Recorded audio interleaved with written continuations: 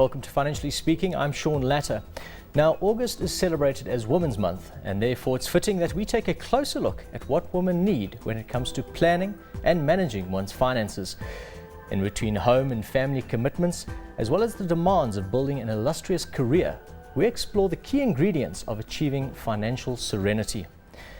Joining me in studio to discuss this topic is Raylan Dunbar, Financial Advisor at FinLogic, Robin Farrell, Managing Director of First for Women Insurance, and Iona Minton, Financial Educator at Money Toolkit. Firstly, ladies, good evening and welcome to the show. I'm looking forward to the discussion and hopefully learning something myself at the same time. Before we jump into our discussion though, let's take a quick look at our viewer's question for this week. It comes from Eileen in Secunda, and she asks, are there any insurance benefits designed specifically for women? Now, I know there's probably a number of ways to tackle this. I think, Robert, I'm going to start with you. I know specializing in short-term insurance, what would your response be to Eileen? Well, I think insurance is generally a generic product, but what we've tried to do with First for Women was to try and tailor-make it for women's needs. So make sure that there are aspects there that we believe are important to women. So obviously, it's a comprehensive cover, but there's an assist services, which are very important. So if you break down next to the road, that sort of thing, you have those services. Then we also have guardian angels. So if one of our clients break down in Johannesburg, Cape Town, and soon to be Durban, we can send out a guardian angel. So that the person will sit with the client next to the road until a rollback arrives, or they will help them change their tyre, that sort of thing. Mm-hmm. So I think essentially it's a pretty commoditized product, but you need to look at the add-ons, and that's really where we've tried to tailor-make it for women's needs. Okay, but speaking specifically on insurance and perhaps car insurance, I mean, is it the fact that women are less risky when it comes to vehicle claims? You have an incredulous smile. They're definitely less risky. So they have fewer accidents than what men have, and if they do have accidents, the cost to repair their vehicle is a lot less than what it is for men. So they're definitely better risks than what men are. That's why we can give them better premiums. Okay. Raylan, I want to chat to you just briefly about life insurance. Now, obviously the benefit of most of the life insurance companies is how their risk pool is that they will put women and non-smokers and certain education and income statuses in different brackets, and therefore women can actually get a better rate, so to speak, when looking at life insurance. Yes, life insurance is a lot cheaper for women because the average lifespan for a woman is roughly 4 to 6 years longer than a man. Now, in the situation where you're looking at disability cover, for example, that's when women actually start paying slightly higher premiums. Because of childbirth, because of their lifestyles and so on, you'll find that women's morbidity rates are actually higher than what men's are.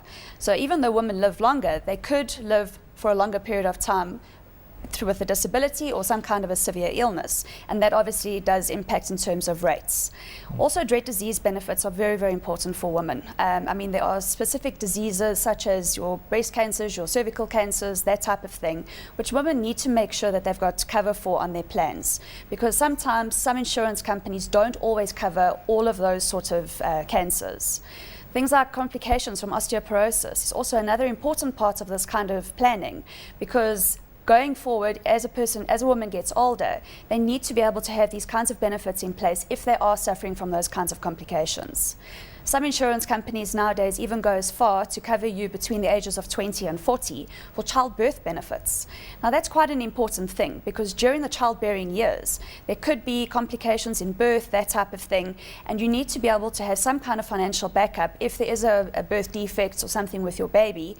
And also from a woman's point of view, she might have some kind of a problem during the pregnancy or during the childbirth, and obviously these benefits are specifically designed for that. So from a dread disease and from a health point of view for women, you find that there's a lot more specific products in that kind of market rather than just your plain life and disability insurance benefits. Mm-hmm. Obviously, I mean, a lot of the industry players outside of life insurance, or any insurance for that matter, seeing the growing market of women coming to the fore. I know, quickly, when it comes to financial planning, I think it's everybody's responsibility and role to take control of their own finances. Now, we've seen the traditional roles of men and women in households change rapidly over the decades, where you're seeing a lot more women getting into professional careers and actually moving up the corporate ladder, so to speak. And then are the attitudes changing at the same time when it comes to managing their finances? I think that our attitudes are slowly changing. It's not as quick as I would like it to see. I still in my workshops still see women earning a lot of money but still deferring to the significant other in their relationship, or saying I've got a financial advisor, I let him or her handle everything, but they're not actually taking responsibility. They're not educating themselves quite enough to ask the right questions or to see the big picture. So they know that they must save a little bit more every month. They know that they need all these products, but they don't actually make a plan to get them all and to look at it holistically. They kind of have a pick-a-mix approach. It's like whatever looks good at the time. So I think one of the areas that women do lack is this very cohesive, detailed, okay, I need X, Y, Z in my plan, including investments, to get ahead. They really just don't have a cohesive view on it.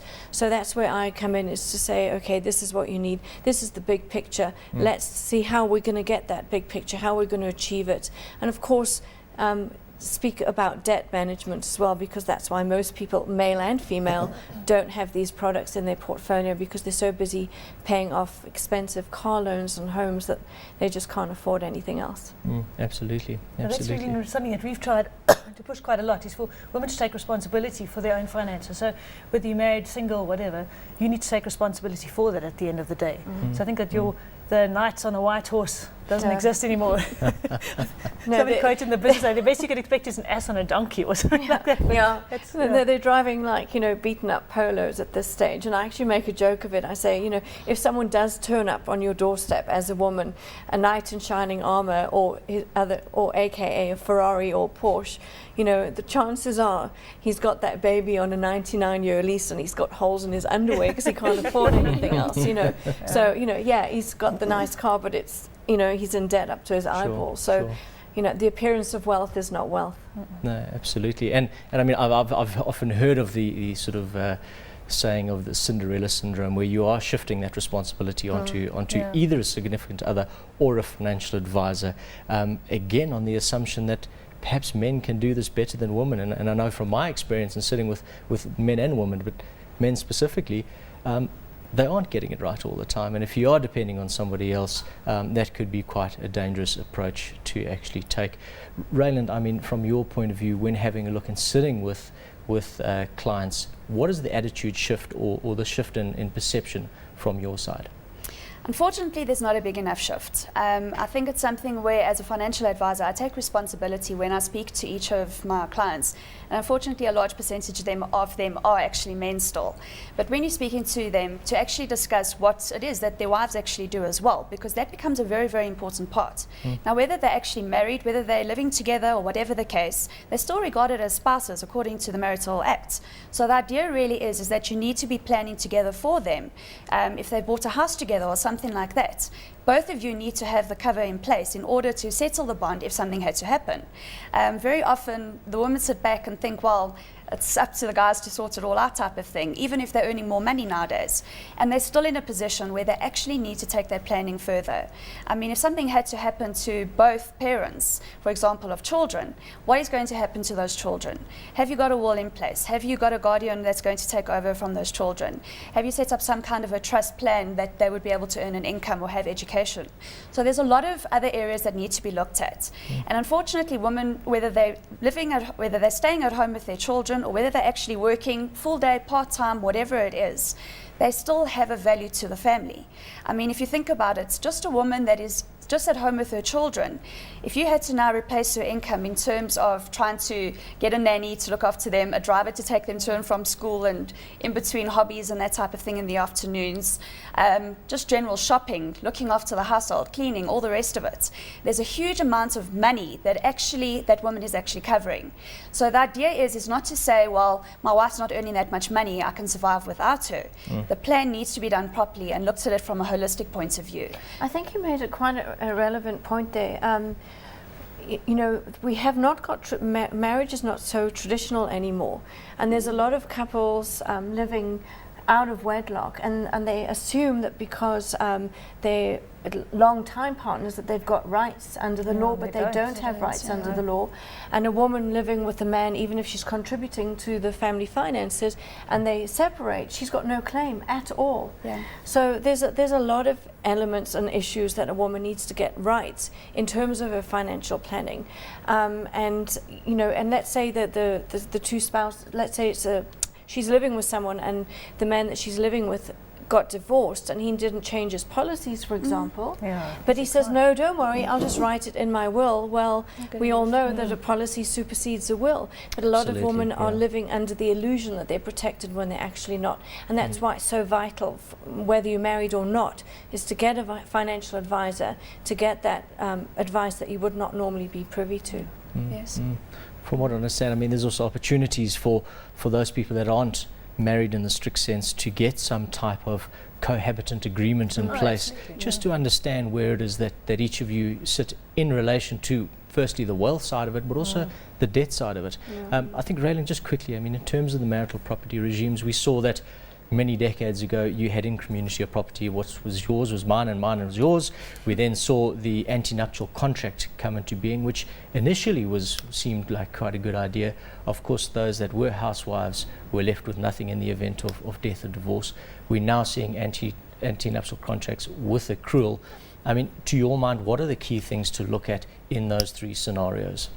Well, if a couple are married community of property, obviously it's effectively now a half-half scenario. And as you already mentioned, it's assets and liabilities. So that's why very often nowadays in a community of property scenario, just going to buy a car, for example, both spouses will actually have to sign, because effectively she's taking on half of that debt, even if it's her husband's car.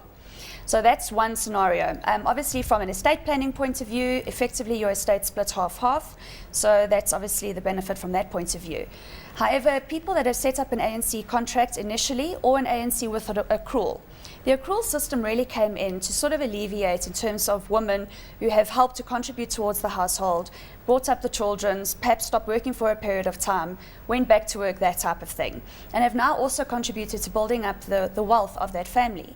What that accrual system really does is it actually helps that anything that is basically accumulated during the actual marriage, that is effectively split as well, from an estate duty point of view, as well as from a point of view in terms of maintenance claims and that type of thing.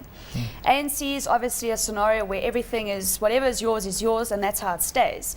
But women need to remember, regardless of what the regime is, they can be in a position that if they have to get divorced, they are in a position they are allowed to claim against their husband's retirement plans, pension provident funds, etc.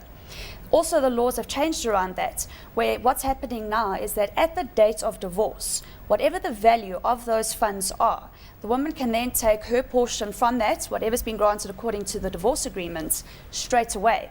Whereas in the past, it used to have to stay in that fund, accrue until a retirement date with no extra growth that she was going to benefit out of it, and then only get access to those funds.